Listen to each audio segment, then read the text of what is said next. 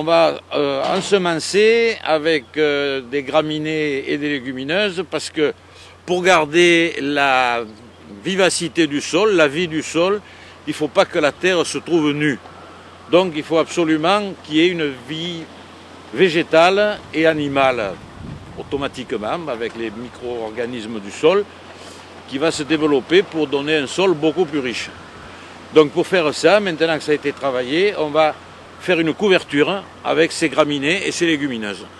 Les graminées vont faire un enracinement qui tient le sol, qui va limiter l'érosion, d'une part, et d'autre part les légumineuses, qui sont des plantes mellifères, vont attirer les abeilles, vont attirer des insectes protecteurs et permettre ainsi une meilleure fécondation, aussi bien sur les légumineuses que sur les fleurs des jardins qui seront à côté.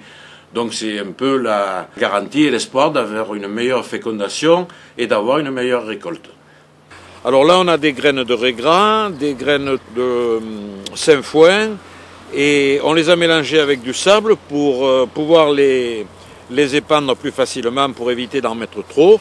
Et surtout aujourd'hui il fait du Mistral et si on ne veut pas que les graines partent trop loin, il faut qu'elles soient un peu lestées grâce au sable un peu humide qu'on a mis avec. Voilà. Et on va semer ce mélange qui, espérons, sera rapidement arrosé par une petite pluie et pourra se développer. La démarche peut être aussi de faire de l'engrais vert. Mais ça c'est un peu différent. L'engrais vert, quand il aura poussé, avant qu'il fleurisse, on le coupe, on le fauche et puis on l'enfouit dans le sol.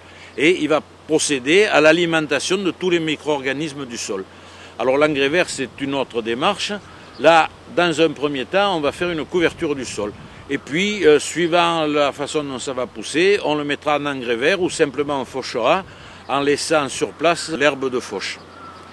Toujours pour garder une protection du sol, que le sol ne soit pas brûlé par le soleil.